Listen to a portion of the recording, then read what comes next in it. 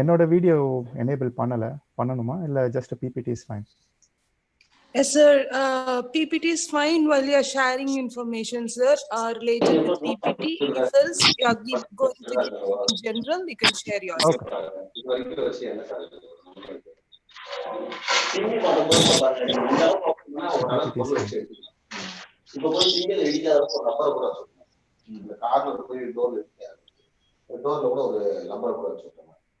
கொஞ்சம் ஃபோர்ஸா இருக்காங்க. சரி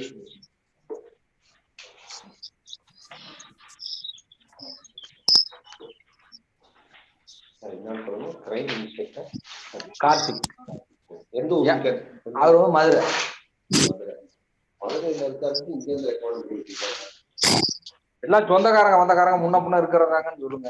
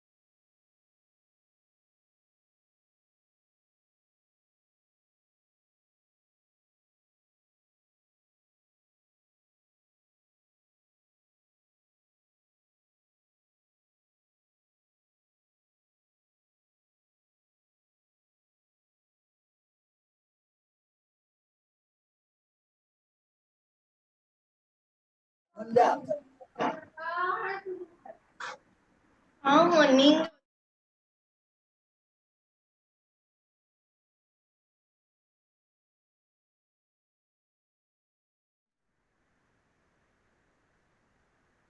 Actually, I'm muting everyone. So if anyone wants to talk, you can unmute and talk.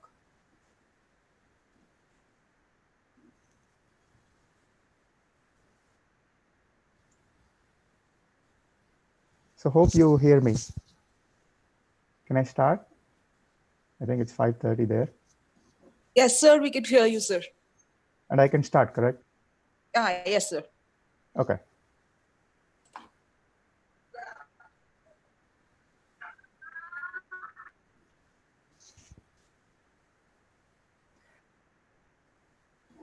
Hello, friends. Good evening. So myself, Yuvaraj Muthu. I'm a software architect in a bank here in Pittsburgh, Pennsylvania, USA. I'm also founder of GoPolitix Web Technologies. So today I'm going to present a webinar in the topic Disruptive Information Technology. So information technology has been evolved for a couple of decades, and it's seen a lot of changes. And year on year or over decades, it went through skyrocketing changes and skyrocketing um, um, changes in the humankind.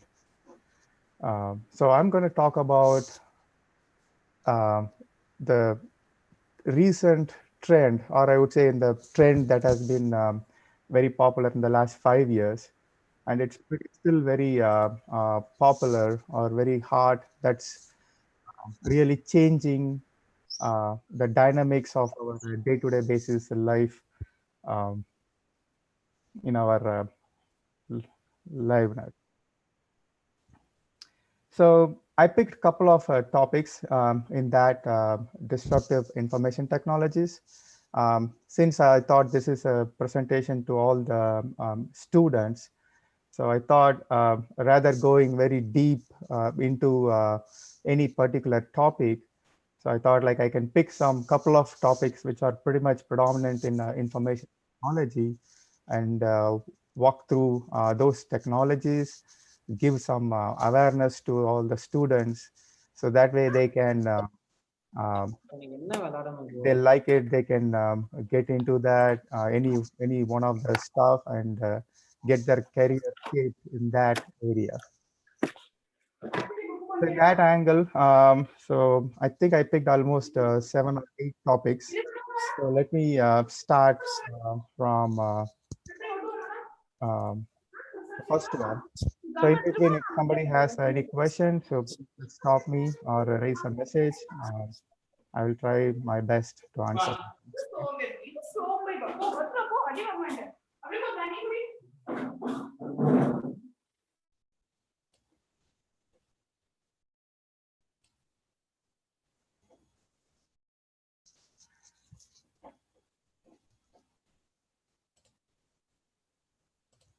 Okay.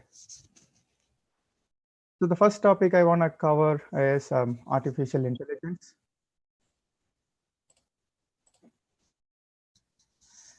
So what is artificial intelligence? Uh, Artificial intelligence, it's basically a simulation of a human intelligence to a mission, basically to a system or a mission. Right? You all might be very familiar with the movie Endiran, where you see Rajinikanth actually creates another robo very similar to the human, right? Um, so that's just a reference. So basically, artificial intelligence, um, it's like enabling a machine or a system to perform everything what a human can do um, in a sensible way, um, using all kind of different algorithm and different strategies. So let me cover some basic design around it.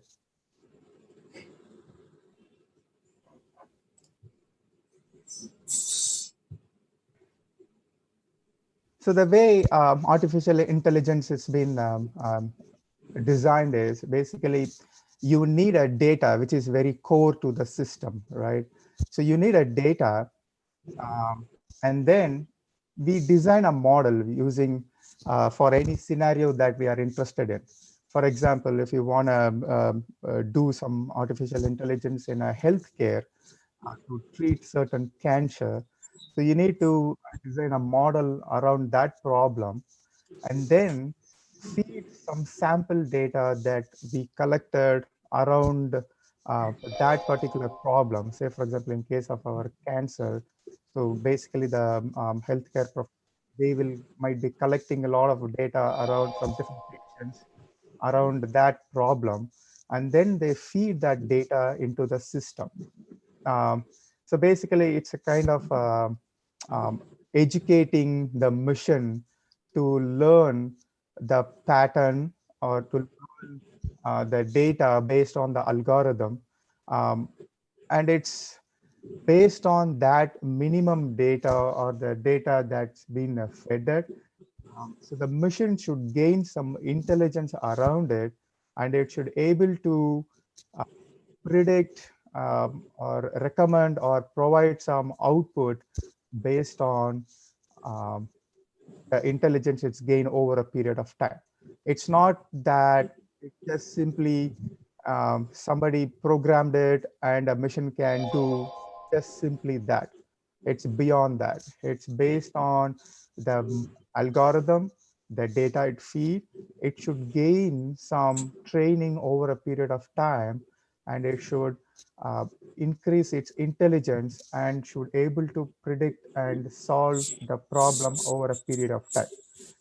So if you look at the diagram, you'd see that it got some um, brain kind of structure where we have a couple of nodes where the mission based on the node, it tried to learn and provide some output accordingly. So this is just at a high level design. But if you go beyond in depth, so the artificial intelligence has a lot of sub components within it. So, so the first one is the deep learning. I think people are still joining, just kind of accepting everyone while I'm talking.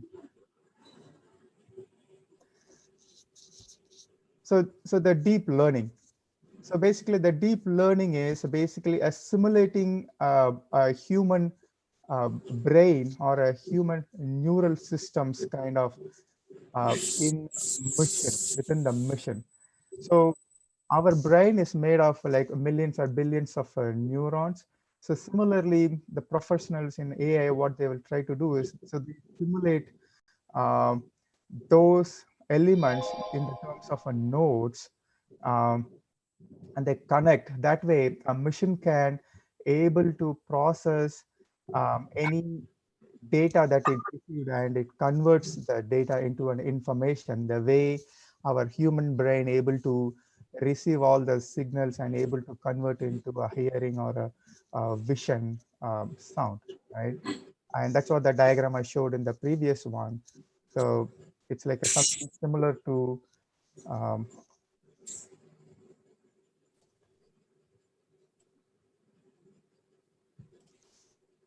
it's something similar to our human brain. So right, so you see like it has like a couple of nodes, and all these nodes are connected, and it should be able to receive the information. I mean, basically the command and able to process and provide some output. So it basically, so deep learning, that's what the deep learning talks about, all the neural networks, all related, something related to similar, very analogy to brain. So the next component we have is a natural language processing, NLP. Um, so in the artificial intelligence world, um, so the NLP also plays a predominant role where it should able to recognize all the sound from outside and able to interpret everything and able to process the message. So real-time scenarios are like kind of a voice recognition um, or any sound that is receiving, right? Like you might have seen like a lot of uh, uh, speech recognition, like in terms of the latest technologies you have, something like your Google Home or Amazon Alexa, where they are able to recognize the voice and interpret that as a command and then able to perform some action from it, right? So basically, so the language processing, it's also one of the core element of that artificial intelligence. And the third one we have is the machine learning. So this is where I said the intelligence part comes into play. So until the previous components, basically we will be using certain algorithm based on the problem area and feed the data. So the machine learning is the one where it based on the model and the data it get trained, it should able to gain the intelligence around that problem over a period of time. It's not, as I said, it's not like just solving the problem that we mentioned as part of the initial model and the data. So it should go beyond, and it should be able to understand, gather, design the pattern, or the increase the intelligence around the pattern, and it should able to solve the problem with other sets of data, right? So it's not just solving the problem for only the data that you get in the initial point of time. So I will provide some real-time scenarios in the next slides, but this is just like a high-level concept or the components that's beyond this artificial intelligence.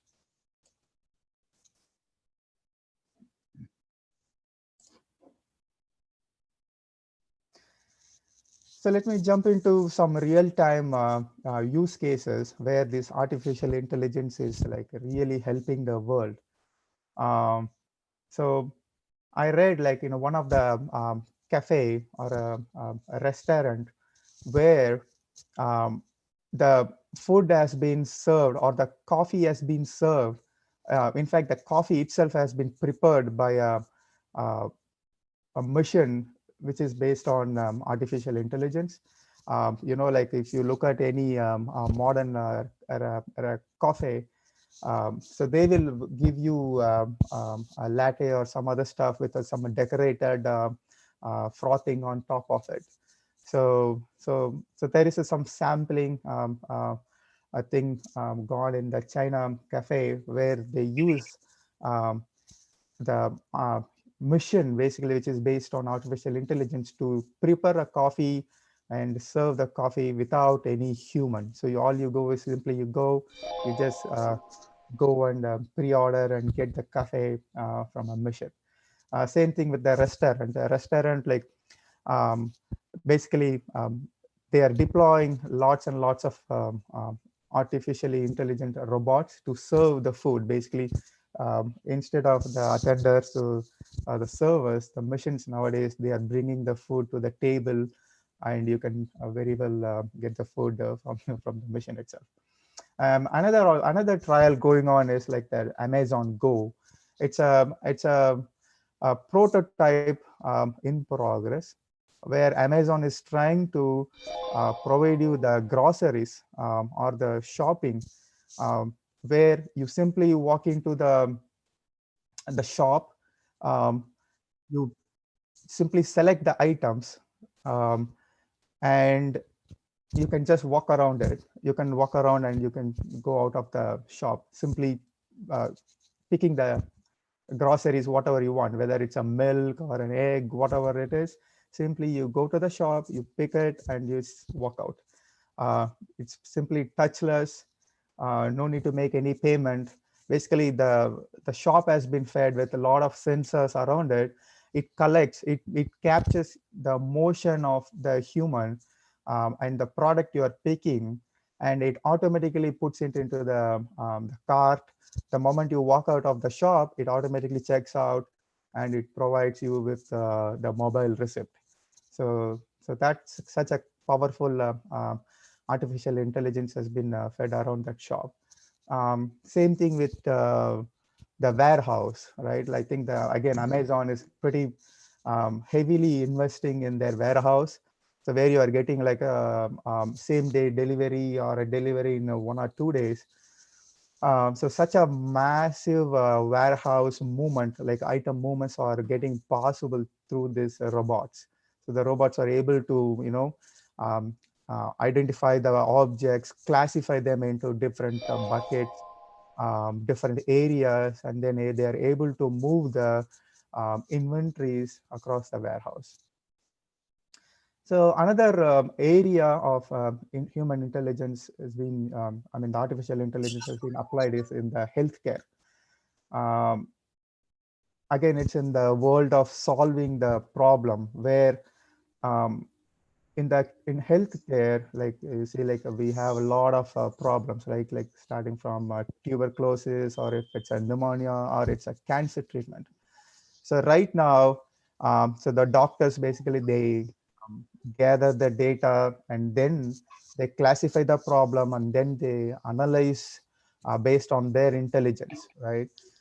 So now with the help of artificial intelligence, what medicinal professionals are doing is basically, um, instead of treating every patient in case of cancer, like it's based on the patients, right? Every patient may have a different variations of a problem. So they are approaching artificial intelligence help. So what is happening is basically, for this particular problem, um, so so they feed as much as data they have around that problem, and they also have initial model or the algorithm around that, right? For example, if it's a, um, uh, cancer, so you basically feed all the data around that problem, and the AI is able to predict and provide the gap direction to medical professionals. That way the medical professionals can provide a treatment in that angle. So it basically uh, minimize or a lot of struggle that's happening around that industry. So, so it's such a eye-opening things are happening around that industry. Um, so the another scenario is basically, recently I was playing around one of the mobile app where I was trying to take a picture of a insect, and the system itself, the mobile app itself, will able to tell you exactly what kind of insect is that. So it's not simply comparing the image that we are taking in the mobile. So it's going through a lot of data that it already got fed, and it based on the intelligence it has, and the match it's getting. So that is where I was talking about the machine language, right? Machine learning. It based on the learning it has. So it is able to predict or categorize the particular insect and provide us with information about that particular insect. So the another scenario is like autonomous driving, where you might have heard a lot of companies, something like a Uber and another companies. They are all heavily like a link. They are all heavily invested in the autonomous driving. So the autonomous driving is nothing but it's like a manless driving, right? Like whether it's on the road or on the space. So this is also taking a precedence in the uh, automobile industry. So where the automobiles are basically fed with a lot of sensors. So they capture the data around it, and they're able to uh, take the judgment or analyze the problem, and then they should able to drive the vehicle in the road where we have like millions of people around it. Like it's able to recognize the traffic, it's able to recognize the traffic pattern or the signal systems and the human, the pedestrians, all the stuff. So it's basically, so the autonomous driving, they are gaining with the help of AI, they are gaining a lot of intelligence around so the driving. So the list goes on and on. Like I just put a couple of real-time industry or real-time scenarios where we are using AI. But I just put some couple of scenarios that I put something like a manufacturing industry, right? Where nowadays, like any repetitive work, your robot are doing it. Like in case of car manufacturing, you might have seen in modern industry, something like a Tesla, where they equipped with a lot of uh, AI-based robots, where they are doing like a repetitive human work in a less span of time. Same thing with the weather predictions, right? Whether it's a hurricane or uh, um, a tsunami. So you can very well predict all the weathers using the AI. As we get more and more data, as we feed more and more data to the system, uh, so the system is getting more and more intelligent and able to predict and provide you the weather. Same thing with national security, right? Whether it's identifying any drones sent by the enemies, or if you want to target any threats, if you want to destroy it, uh, rather using the humans. Nowadays like AI has been applied, and it's getting more and more advanced in the safeguarding the nation.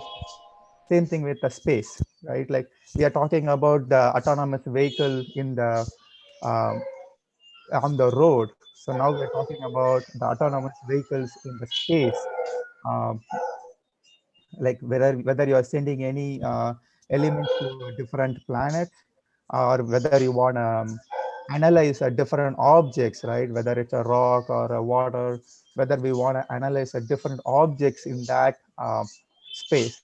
So we can use this AI-based technologies.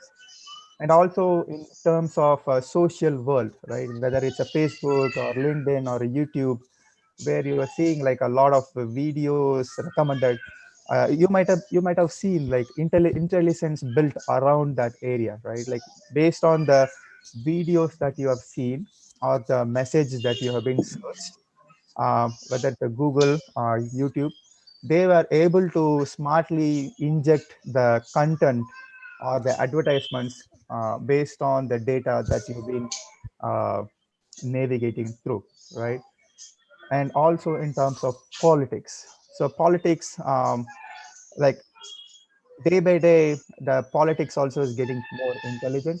They are able to, based on the sample data, the polling, right? Before the election, they want to predict um, based on the polling, they can very well predict which party can very well make the success in politics.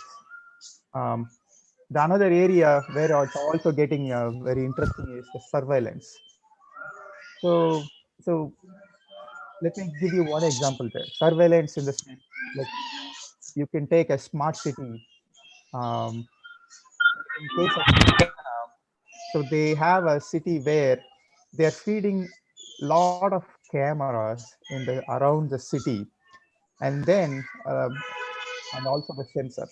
So what it does is it basically using the AI technology, whether it's a face recognition or a voice recognition, it able to identify any human, and it able to pull the data, um, because the system has been collecting data about all the humans, right? So based on the face or voice, it's able to identify the human, and based on that data, the system can very well provide a background of that particular human. It can tell you the credit, or it can tell any criminal history behind a person based on that data. So China has started deploying these kind of solutions. Same thing in terms of retail industry, where based on your face, your activities, it can provide you a recommendations um, of any the fabric or the cloth shopping. Say for example, I don't know whether we have these technologies in India. Like say for example, you want to deploy something in Pothys or Saravana stores, right? Simply based on your face, your activities, the system can very well provide a suggestion about your shopping experience. Um, like nowadays, it's very manual, right? Like you go to different area and they will show you a different cloth, whether you are purchasing a sari or different types of cloth. And in future, the artificial AI machines can very well provide you the suggestions based on um, the your interest or based on your previous shopping experience. And also in terms of finance industry, right? Like whether you are applying for any loans, uh, right now the banks has to go through a different process in understand the risk behind any loan application. Right now, an underwriter basically reviews all the risk uh, within an application or an applicant, and then they provide whether to proceed with a loan or not. Um, Now, with the help of AI, so they are automatically able to collect information about a particular person, and then they can very well take a decision whether to proceed with that particular person or an institution for a particular loan or not. You might have seen uh, another example I want to share with you. So you might have seen so the CEO of Google, Sundar Pichai, right, where he was showing a demo where an AI-based machine were able to make a saloon appointment, like basically an haircut appointment, like basically for his home. So basically, what it does is like it simply calls an hair salon, and it were able to talk like a real human, and it were able to communicate with a hair salonist, and were able to make an appointment. It's not like simply the data we fed. It's basically it gain an intelligence around the voice recognition, all the data, and it's able to communicate it in such a way the hair salon is it's not able to differentiate whether it's a machine or it's a human. So such a um, uh, modern or a skyrocketing change happening in the AI world. And whether we know or not, like all our mobile has been day by day fed with a lot of AI.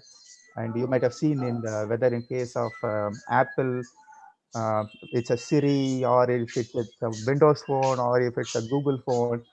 So they have like a assistant where they are able to assist you based on the information, based on the command that you're saying, right?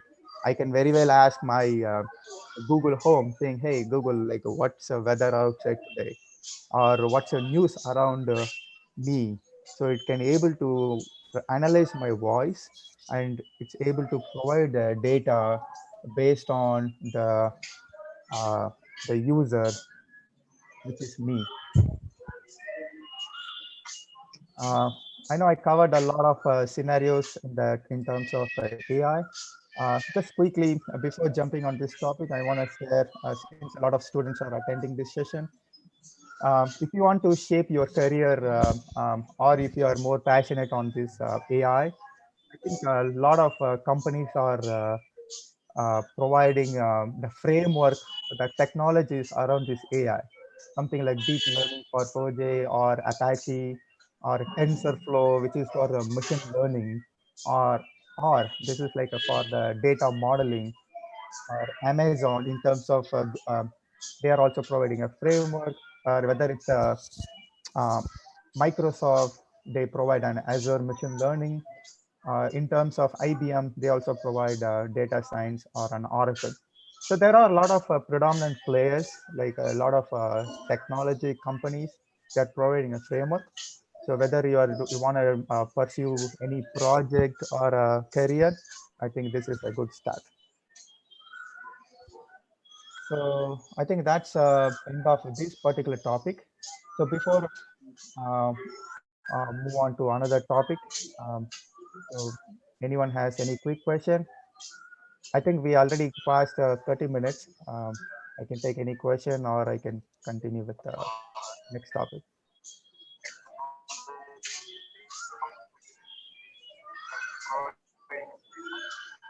Okay. There's a page Muthu, the question. You can proceed further. Okay. Yeah. No, I took, yeah. Thank you. Yeah, I know I took a lot of time, 30 minutes in one topic. I still have a lot of topics to cover. Let me go through quickly. As I said, this is just like a high level um, topics I just want to cover.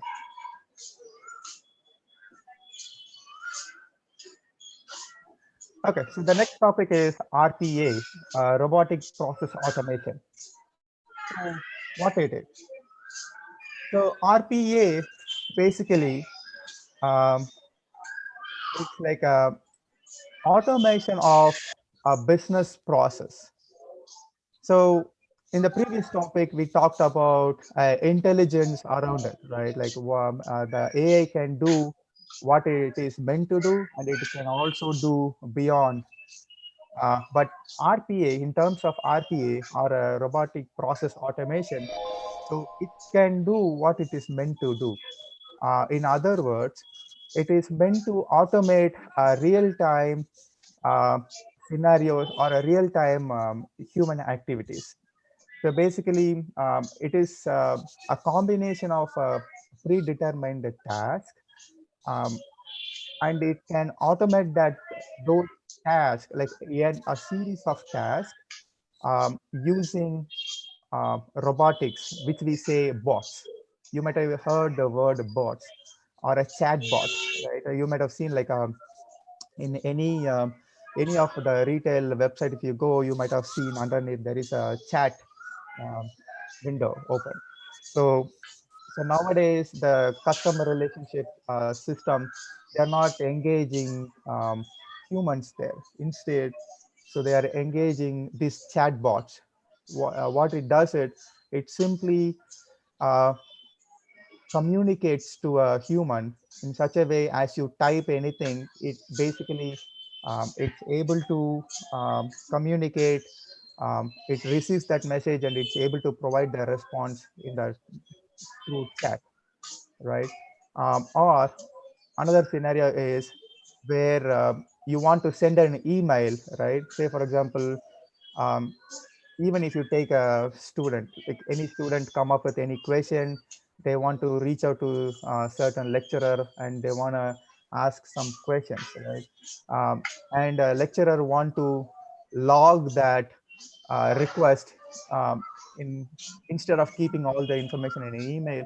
For a tracking purpose, if a lecturer want to log any all the query that came from a student or from other institutions, uh, what they can do is they can use bots. Simply, basically it's a software program to, it automatically reads the email and it automatically scraps or decrypt the message from the email, and it can understand what's in the email and it can log the instructions in the, whether it's an Excel or some other software, whatever been programmed. So instead of a professor or a lecturer manually go through the email and then scan through the information, understand it. So basically, the RPA system can also very well do this. So such a powerful automation has been evolving in this around this area. So basically, this RPA is used more in terms of operational world. So as I said, uh, the example I just mentioned, it's that's like an operational nature, and RPA is getting more and more popular. So it's gonna be um, growing at a fast pace. So you've seen the data I provided. It's like worth like a close to $500 billion industry in another 2 or 3 years time frame, and it's growing on a CAG, or basically compound annual growth rate of 19%. So so even in that area, I want to capture some real-time scenario. But before getting into the real-time scenario, let me provide you why we need RPA, right? So basically, all this work has been performed by these bots. Basically, it's all robotics, but it's a modern automated robotics, which we say bots. Since it's a bots, it can work throughout the day, right? It can be easily scaled or replicated, right? Like I can say, say today I'm running 10 bots to perform the work I said, like scanning the email and generating the invoice or a record. And all of a sudden, say for example, you are getting a workload, and you can simply increase the uh, increase the low scale. Um, that way, it can perform multiple requests simultaneously, right?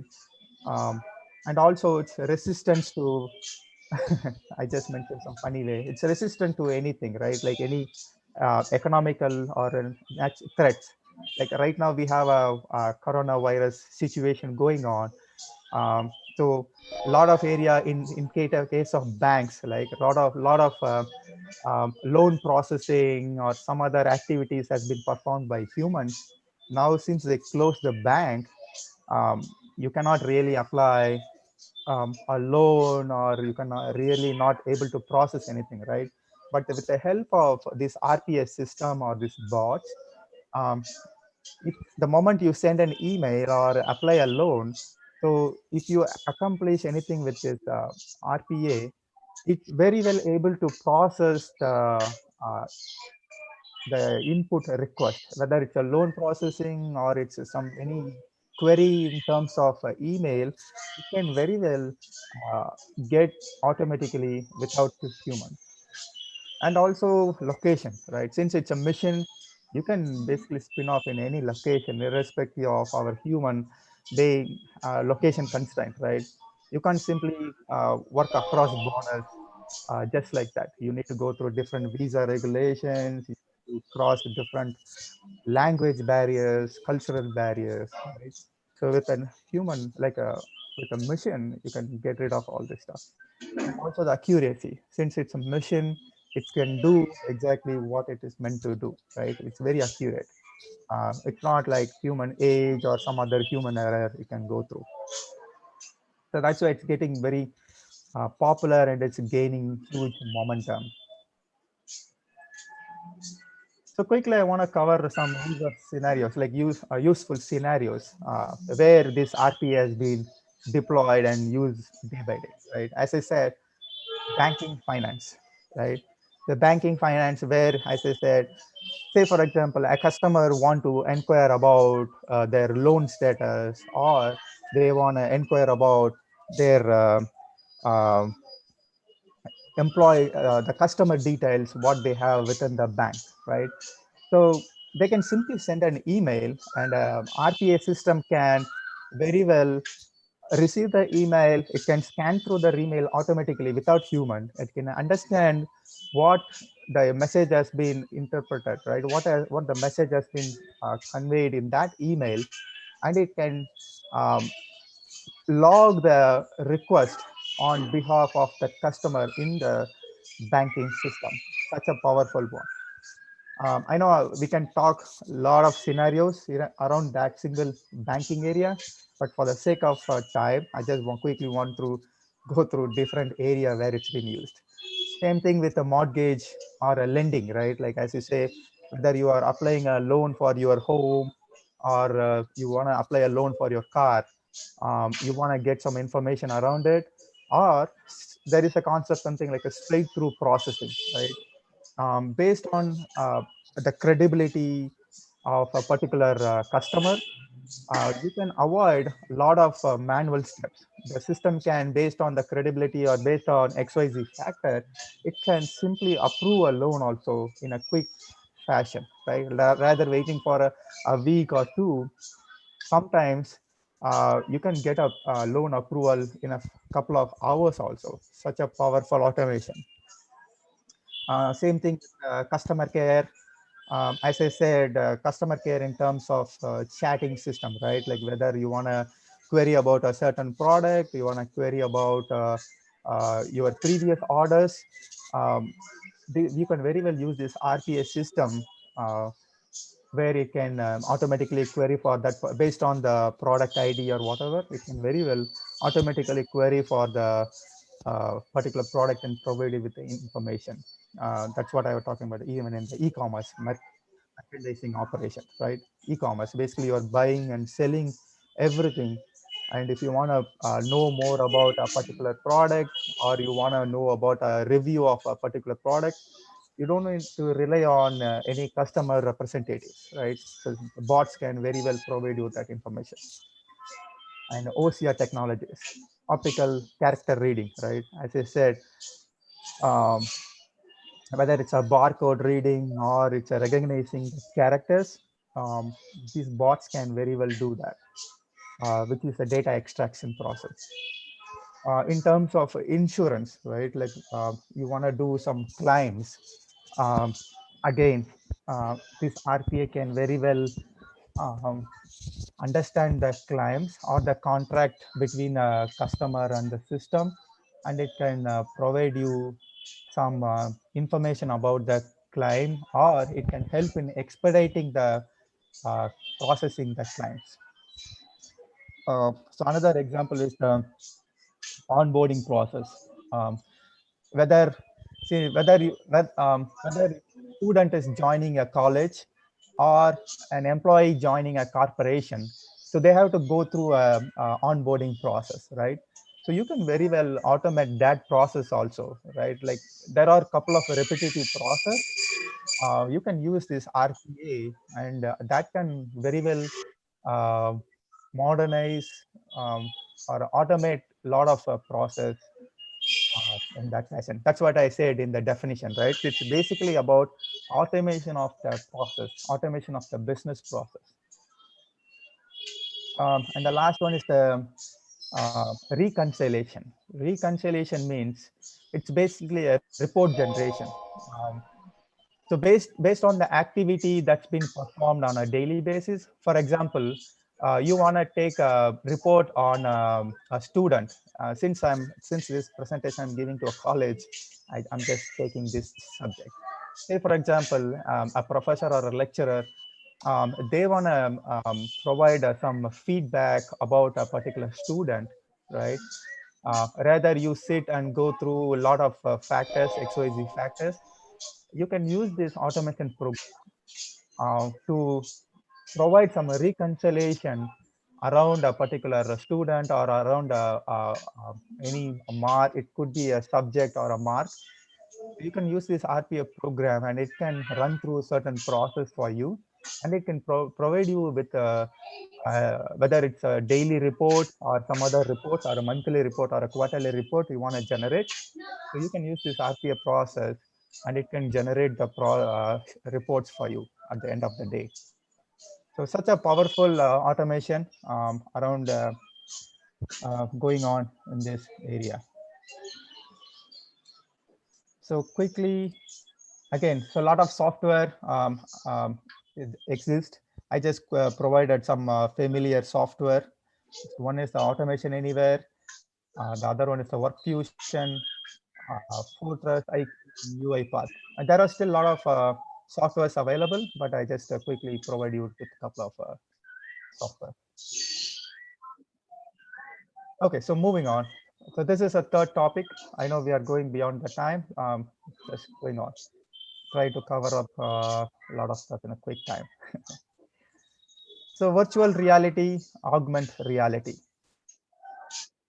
So, so based on the picture itself, you might be able to recognize what it is. So virtual reality is nothing but it's a simulated experience uh, of a real world, right? So basically, you want to, you are riding a bike or driving a car or um, having some a roller coaster in uh, theme park, or whether it's like a um, traveling in any of the vehicle, right? So this virtual reality can give that real-time experience sitting in one place. It can provide you that simulated experience to you. And real-time use case, again, this technologies is really helping in terms of healthcare, where it's helping to cure different kinds of problem. One is like a virtual reality exposure therapy. Another one in the treatment of Alzheimer, where patient with anxiety or patient with a memory loss or different kinds of anxiety. Uh, it helps to cure those kind of patients because using this virtual reality techniques, um, it can enable medical professionals to treat and diagnose these patients and provide some real-time world experience to these patients and help to cure uh, or give some real-time experience to these patients and help them to cure uh, the problem. The another real-time scenario is like a training, right? Like say for example, if it is if it's a simple training, it's very well can be done by humans, right? But there are certain areas where it's like very very costly affair, something like a astronaut or a flight training, or it's a real military training, or whether you want to inspect any bridge, right? Or a parachute simulation. So these are the areas where it's very um, cost prone, right? So with the help of VR, virtual reality, you can very well train in a cost effective way, right? So you might have seen in any of a theme park where you might have some roller coaster experience, or you might have seen a movie Avatar, right? In US, in the Disney World, there is a ride, something like an Avatar ride. So where you can sit in a simple a theater and you can get a real-time experience of traveling in that planet. So such a powerful real-time experience can be gained in this using this technology. Same thing with the video games or any 3D movies.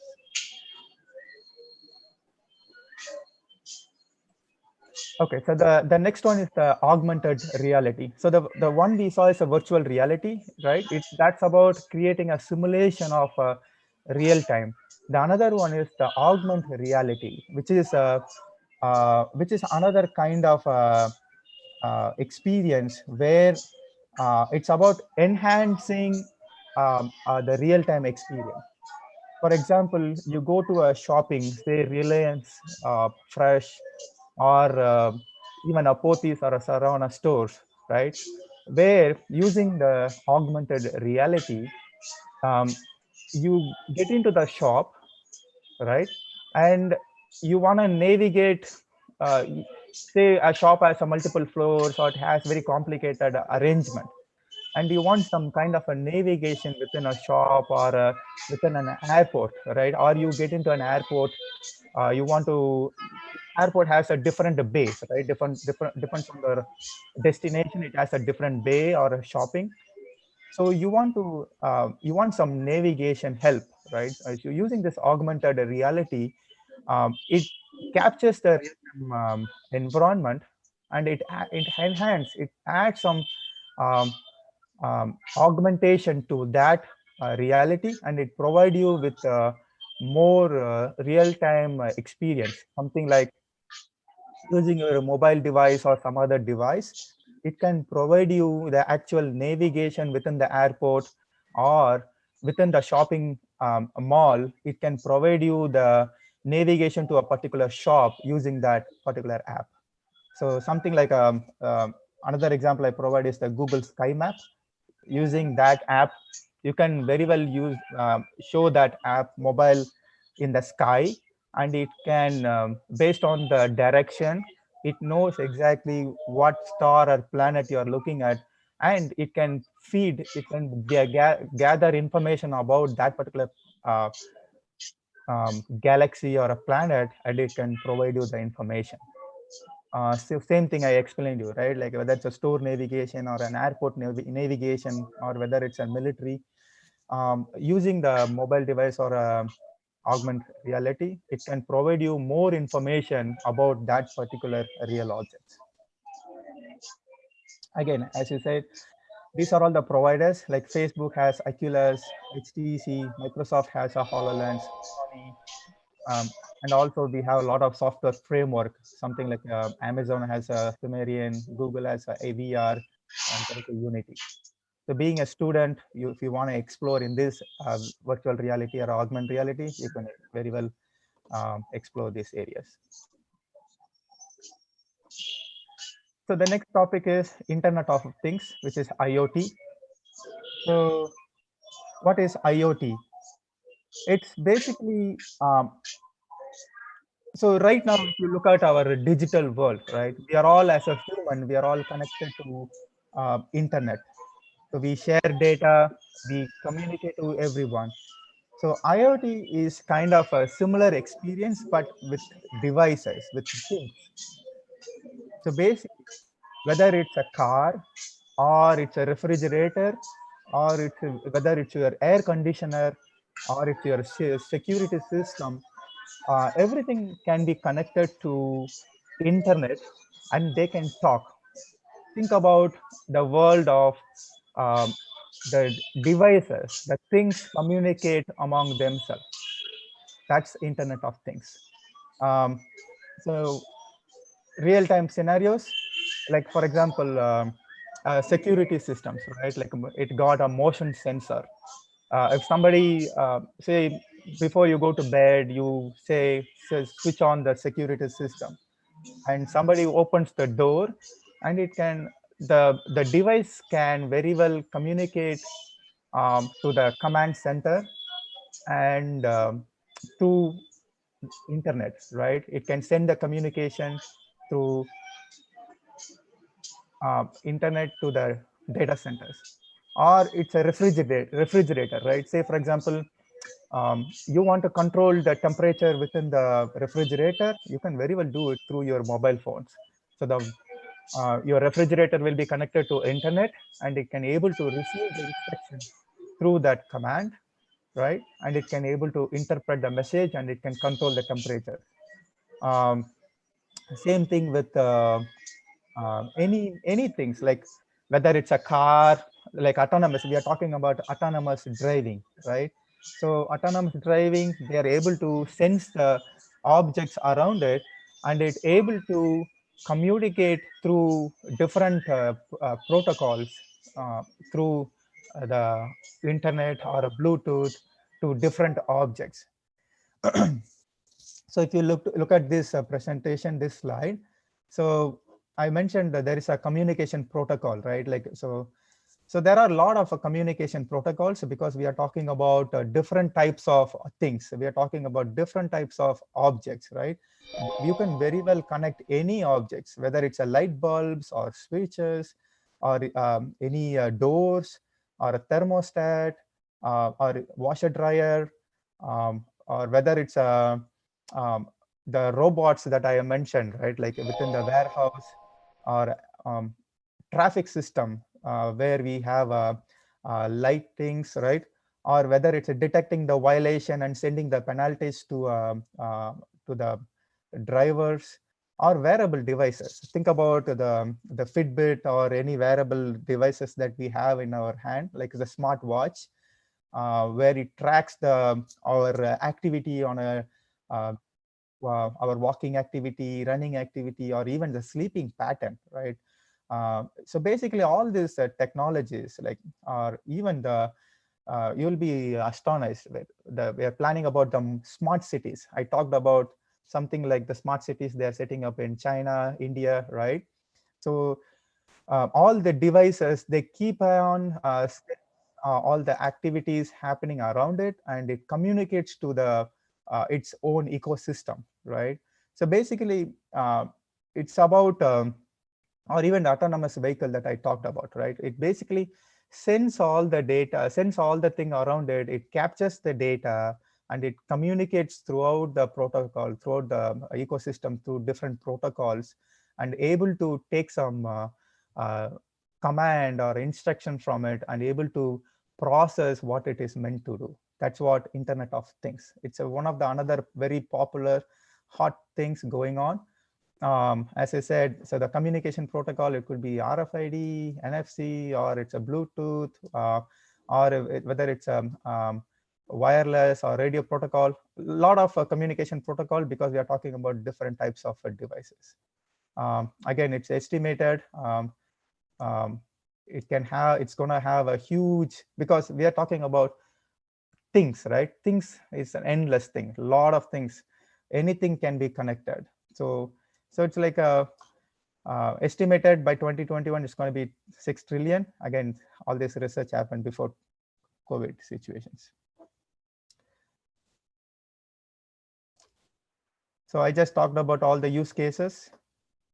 Hey, just quickly, I know we scheduled just a 1 hour session, but I still have a few more topics to cover. Is it okay if we go beyond another few minutes?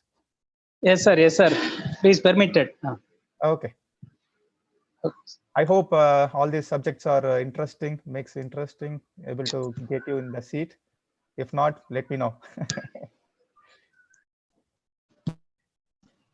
No, sir. This is very interesting. Okay. Yeah. Yeah, you please continue for a few more minutes. Okay. Okay. So the next topic is the cybersecurity. Actually, I prepared a little detail, but for the lack of time, I will just simply go through as like a little high-level information as much as possible. Okay. So we are talking about a modern trend that's happening, right? Like a lot of artificial intelligence, Internet of the Things, RPA, everything is like all including like it's all about sharing data, communicating data, taking some a decision around it. So with using AI, all these technologies are all interlinked, right? So no technology is very unanimous. All these technologies are all interlinked, like even if it's in case of IoT or autonomous driving. So it's all a mix of artificial intelligence, data collection, pattern recognition, machine learning.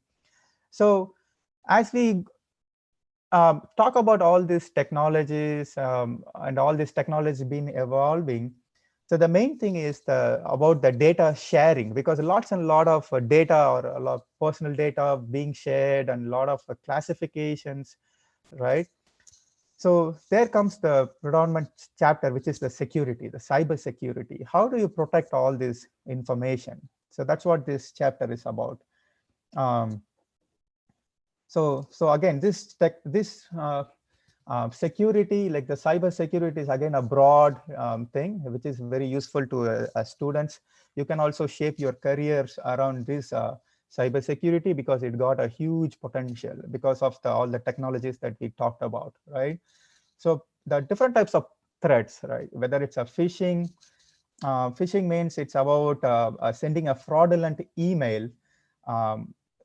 And the email looks like a very legitimate email, right? Like say even for example, within your university, like SCAD university, right? If somebody say for example, you have a domain, something like a SCAD.org, right? Somebody can very well mimic saying SC instead of SCAD.org. They can very well copy paste that email. They can simulate that email, and instead of coming from at scad.org, an email also can be coming from something that a person at scadd.org, right? As a human, the moment you read SCAD, we think like, oh, it came from SCAD college, right? So you click a button from that email, and that's it. And hacker can have any program behind that email when you click that email, right? So that's a type of threat that we say it's a phishing. And another type is the ransomware, where hackers, they block certain program, and they look for certain amount from the victim before they unlock that particular resource. Another type of threat is the malware, where they block the access. It's like gaining the unauthorized access and getting into a system and damaging the thing, right? The another thing is the stealing the identity. Like like countries like America, China, or even in India, we are trying with the UDI, right? Where we are trying to set some identifier ID for a particular human being, right? With that ID, they can scan, they can get the entire, they can get the entire history of that particular person.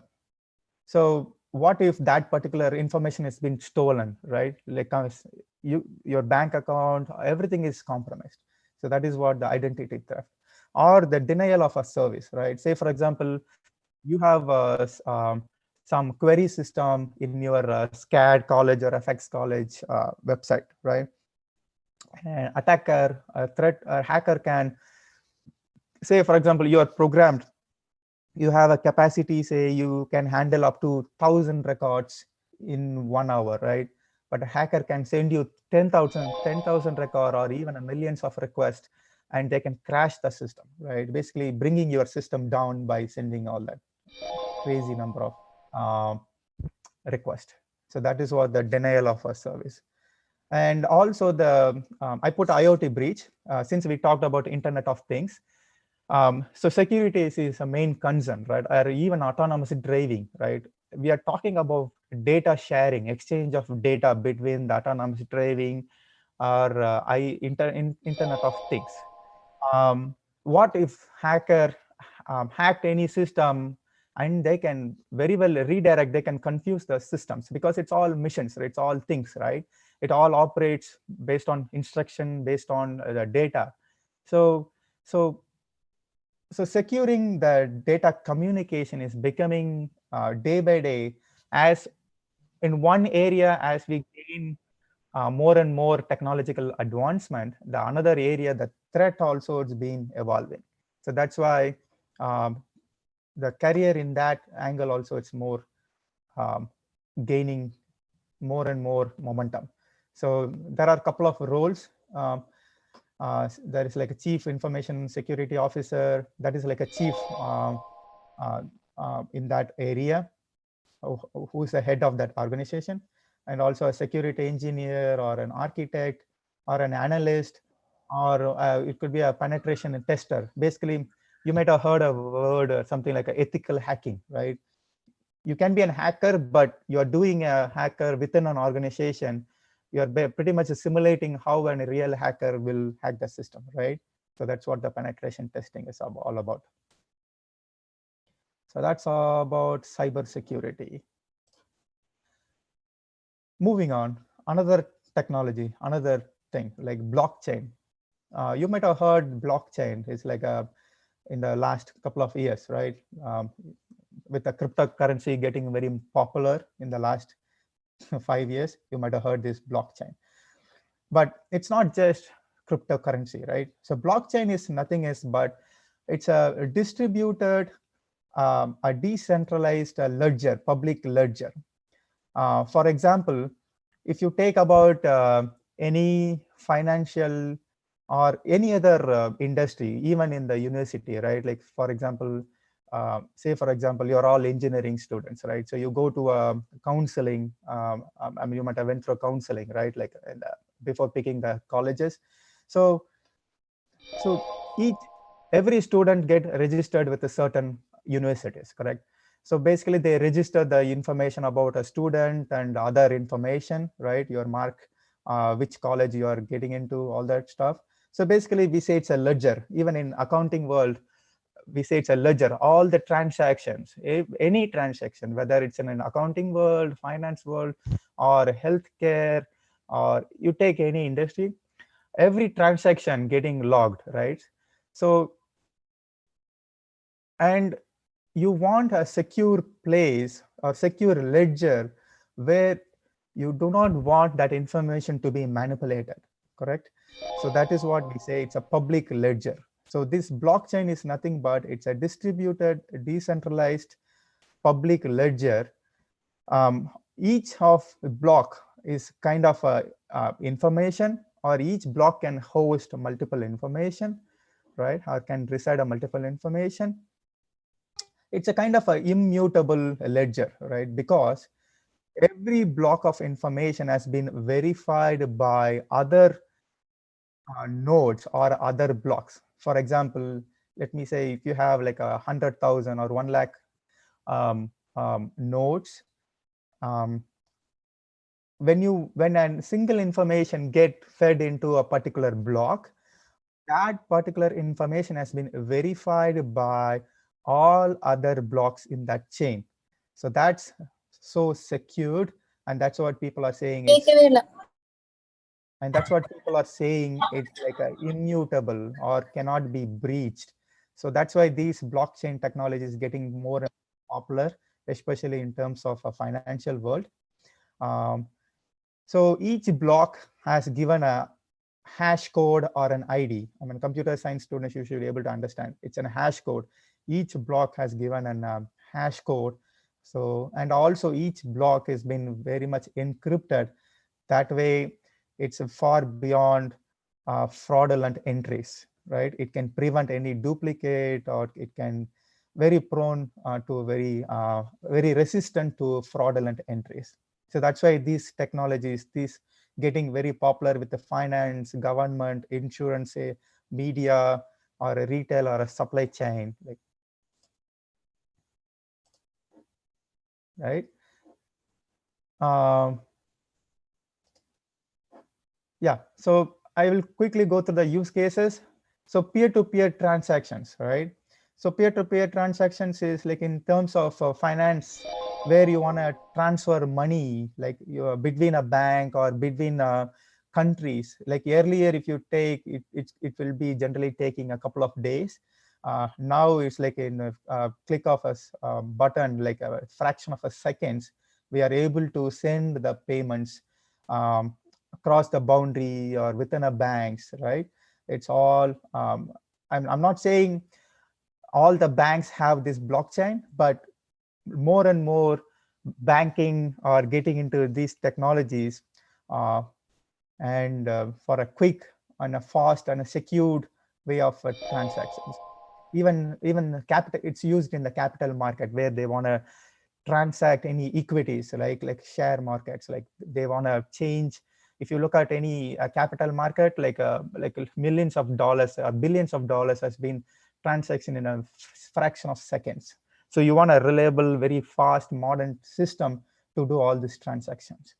And a regulatory environment where you want to, you want a log of all the information, right? Where you don't want any or insurance, like you want to process some claims, whether it's an accident or some medical, you want to process some claims, you can use this blockchain because it can have all the contract information, something like a smart contract they talk about, or even the money laundering, right? Where you want to know your customers before you do transfer the millions of dollars. So that way it knows from where this money has been transferred or to whom, right? So it protects from using the know your customer mechanism, you can prevent a money laundering. Or even in the media, where you want to transfer the media or file and you want to safeguard your intellectual properties, or even in healthcare, right? So you can apply all this blockchain in any of the industries, as you say. As you see, I just put a chart in healthcare, right? So the momentum it's gaining, like almost 70% year on year, because of the data it can handle. Because in case of a healthcare, there's a lot of private information, privacy information has to be logged, right? Which shouldn't be shared with everyone. So that's where you can use this blockchain. So let me quickly go through a couple of APIs we have. As a student, if you want to explore any of these API, a lot of providers are there, but I just picked certain things. Like one thing is like blockchain API, that is for payment functionality. Another one is the Dogecoin. Again, this is on digital currency, cryptocurrency. The third one is like a chain API. They also provide some Bitcoin-based capabilities. Okay, so another topic quickly. cloud computing. What is cloud computing? So in a traditional way, whenever we want to set up any infrastructure, IT, like a software systems or whether it's an hardware, say you take a cloud like a SCAD college, right? SCAD university, you want to set up infrastructure like a software or hardware infrastructure. So in a traditional way, what we will be doing, we'll be setting up all the servers, we'll be installing softwares, proprietary softwares, right? And you will have an admin around it, right? These are all like a traditional way. With a cloud computing, like you push everything into cloud. So it's not a real cloud, basically it's just a terminology. So basically what you will be doing is, there will be like a vendor, something like an Amazon or a Google or an IBM, where they have like a data center. They have their own inventory of hardware, right? So they have everything sitting in the cloud, like a data center. And as a, say you want to set up some infrastructure for SCAD, all you will be doing is you'll be approaching Amazon or a Google or a IBM. You will be getting everything through a subscription or an on-demand basis. Say for example, I just put it in a different way, like, yeah, on-demand basis, or you pay as you use, right? So you see there are a couple of models, something like a IaaS, PaaS, SaaS. What it is? Infrastructure as a service. So everything, so the moment we say it's a cloud, it's all converted as a service. So for example, for a SCAD university, right, you want to have certain infrastructure. So you say, I want 100 GB of storage. I want certain network, NAS, network access storage, right? So the basic, all this being provided. So basically you tell based on your capacity, what your load would be. You tell those provider, I want only this capacity of the service. And you can very well get only a subscription of that, right? That's what the infrastructure as a service. And then next get is the platform as a service. Then you say, okay, now I know I want my storage. Then I want to say, I want an operating system. I want a Linux, I want a Windows, and then I want something like a database. I want an Oracle database or a MySQL or MongoDB, which is a NoSQL, right? So you tell what kind of a platform you are looking at. And then the software. So software also provided as a services, right? So earlier, like traditional way, what we will be doing, we will be installing all the softwares. Now everything is in their data center. You will be simply logging in based on your computer or mobile devices, right? For example, student system, like any college system, you want to, as a SCAD university, like you don't want to set up anything from your end. Instead, you simply get a subscription model, right? You get into subscription model, you get into that particular software, and you say, for example, you have like a, I don't know the exact count of SCAD, but you say, just I'm taking some arbitrary number, say 1,000 students, right? You want to create an entry of 1,000 students. So basically you will be charged for only the CPU that you use, the storage that you use, or the software that you use. That is what the subscription model. For example, you might have heard like Office 360, right, from the Microsoft. So in a legacy way, generally we will be installing all the software in our local. Now you can very well access from your tablet, from your mobile device, right? You can simply log in and then done, you're done. You can access all your Office environment there. Same thing with the workflow management, right? There is a company, something like a ServiceNow, or we are setting up some customer relationship. As I said, the college system, right? You can use something like a Zoho or a different CRM systems.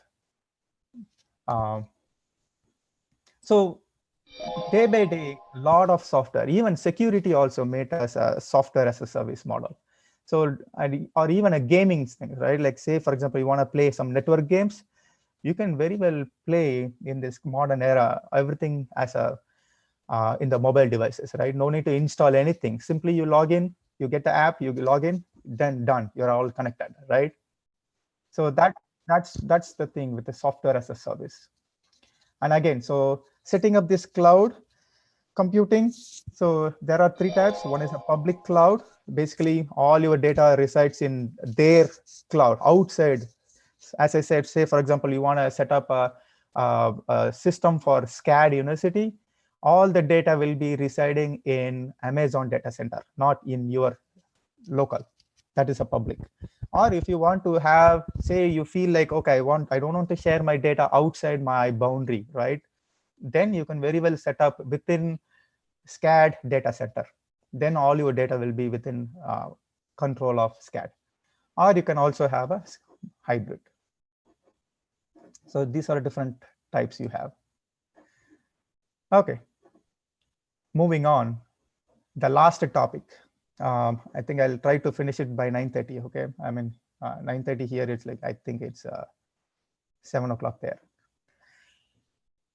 So this is the last topic I want to cover. So DevOps. So now we talked about a lot of technologies, including cloud computing, right, which is essentially a service model data center. So this DevOps is it's a development operations.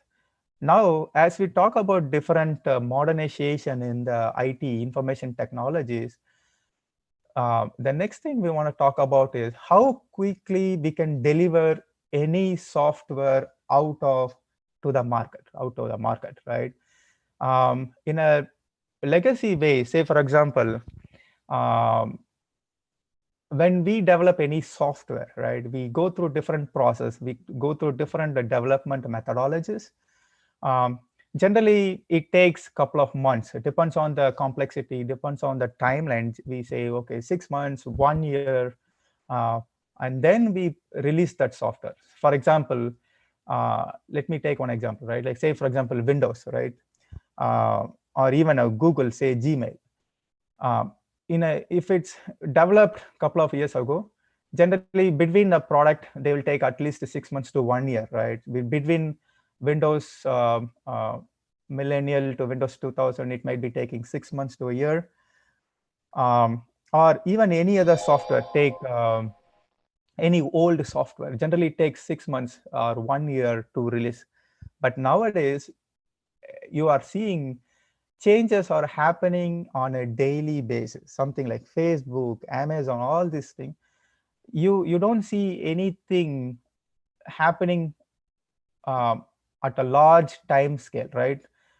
You can see changes are happening on a daily basis. Even in WhatsApp, right? You will see within few days, you will see a different feature. They might be adding a capability to attach an audio, capability to attach an image, right? Everything seamless, everything happens in a fast manner. So basically, that is what this topic is about, the development operations. It's end to end. How do I deliver my software in a fast, secured, quality way to the customers? So that is what this thing, like it's as a planning phase, code, then you build the software, you test the software, you package it, then you release it, then you provide an operation, and then you monitor it. That's what this development operations. So that's what I explained here. So it got at different phases, right? So within it, it got something like we say it's a CI or a C. Basically, it's a continuous integration and continuous deployment. So what happens is, say for example, as within a SCAD, I'm taking again your university, right? So in the SCAD university, say for example, you are developing a student management software or some other software, right? Or even you are delivering some. Let me take some modern things. Say for example, you took some IoT, Internet of Things concept, and you are delivering something, right? You don't want to deliver something after 3 months or 6 months, and after 3 months or 6 months, you don't want to say your professor or somebody, your coach want to say, oh, this is not I meant some other feature. Can you change it? And by the time like 3 months or 6 months, it will be pretty late, right, to make the change, because after 6 months, then you build a lot of things in this 6 months time frame, right? And then you get the feedback from your customer, which is in this case, with whose students or a professor. Then you are going back and changing the software, right?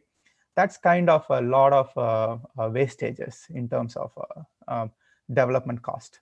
So what this development methodologist says is, you take something, you develop, and you fail immediately if you have any failures, right? Say, for example, you demo something to your customer on a weekly basis or on a monthly basis, and you collect the feedback as quick as possible, and then you make the changes as quick as possible and deliver the product as quick as much as possible.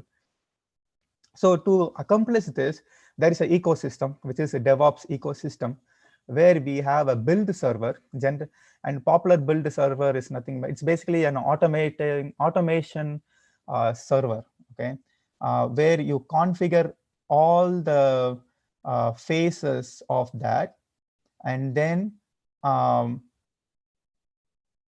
it automatically triggers the different phases. For example, a build server is nothing but where you configure all the different phases of this DevOps. As I said, there is another popular software, which is, we say it's a Jenkins, right? Where using that, you configure a different phase there. And then comes the CI process, which is a continuous integration process, where it talks about the source code and building and testing it. So basically, whenever you build a software, you need a repository to have the software, right? Like to maintain the version, to collaborate between the developers. So there is a source code repository, and the popular ones are something like a Bitbucket or Git or Microsoft TFS. And then after you develop the software, basically we check in the software in that environment, okay? So the moment you check in the software, this build server will trigger the build. Basically what it takes the source code, it build the artifact, okay? And it runs through a couple of testing. Basically we say in unit testing. I don't know how familiar are you. You are in a university. You may not have exposure to IT industry as of now, but who knows? Like now, like a lot of technological advancement happened. So I don't know if you already have this information. So in an information technology world, generally we to build a software, we develop it, you check in the software in some repository, and then you build it, right? While building, we run the unit test case. Basically, it ensures each of the unit are written in a right way, or all the functionalities has been captured in a proper way as defined, right? And then once the build has been done, generally we will get a final build artifact. It could be a different file, right? Depends on the environment. If it's a Java world, it will be a WAR file or a jar file. If it's a Microsoft, it could be like a DLL or some other way, right? So we store that file, which is in the build artifacts. There are a couple of softwares available again, which is a frog artifact.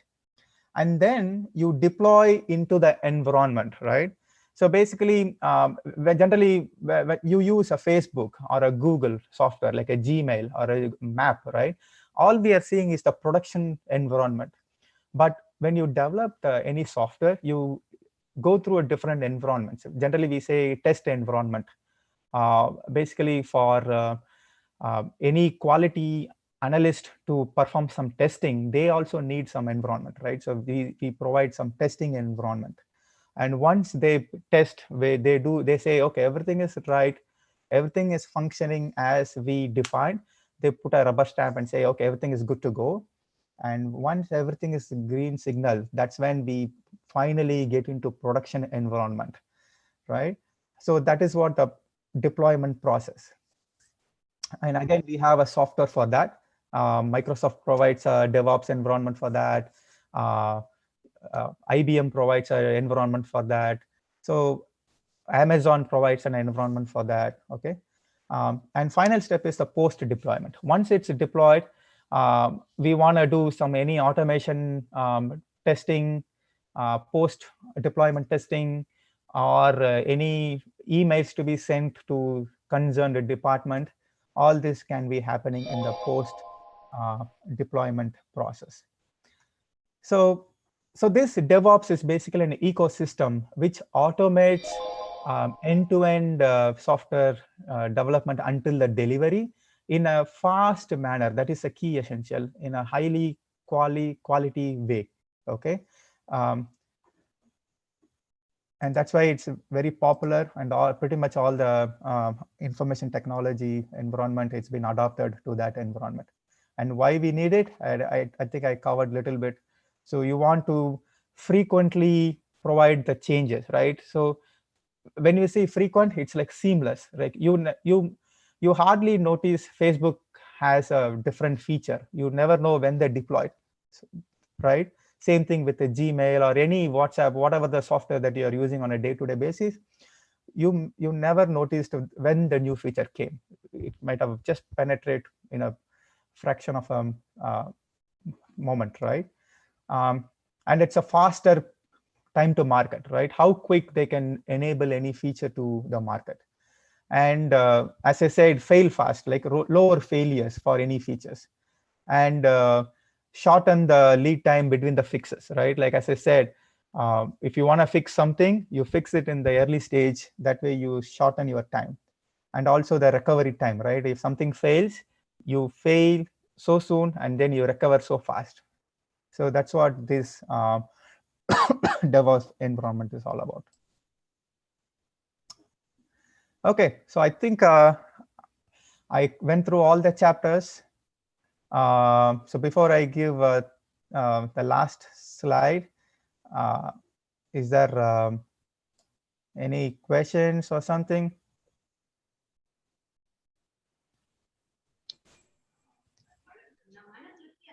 Participants, you can raise up your queries through the YouTube. Yeah. So what I would say is, whatever query you have, you consolidate and send it to me. I will try to respond as Yes, sir. Yes, sir. Sure. Yes, already you have taken a lot of time also. Yeah, we planned for 60 minutes and it went 90 minutes. Yes, sir. Yes, sir. Because we went through a lot of topics, right? So it's too many. So the reason is, I know initially we planned for 60 minutes topic, but the reason I want to touch a lot of topic is information technology, IT industry is going through, I mean, it's from the beginning, right? It's going through an evaluation, right?